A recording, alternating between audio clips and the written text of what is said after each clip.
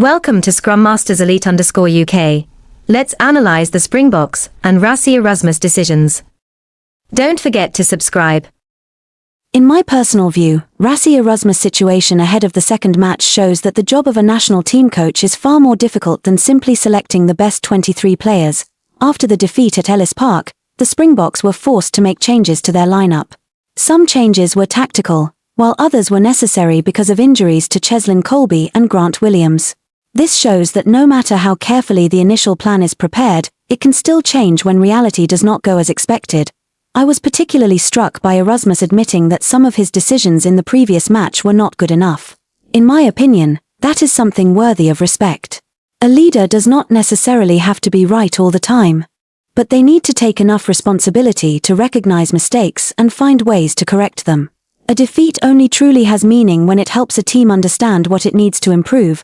The decision to select Handre Pollard instead of another option should also not be viewed simply as one player being better while another is worse.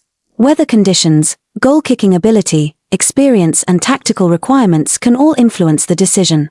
A player who is suitable for one particular match is not necessarily the optimal choice for every game. The return of Deon Fourie also offers an important lesson to consider. At the age of 39, his experience, leadership and versatility can still provide significant value to the national team. It reminds me that age should not be the only criterion by which we judge a person. What matters more is what they can still contribute to the team.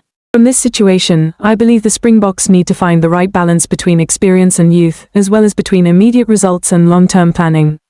A strong national team cannot depend solely on a few stars. It needs enough depth to adapt when injuries or unexpected situations occur.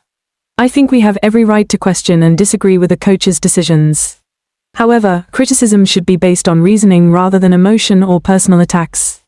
A player being left out of the lineup does not mean they have lost their value. Just as being selected does not guarantee that they will succeed. The biggest lesson I take from this for myself is, we may not always have ideal conditions, but we can always choose how we respond to the circumstances.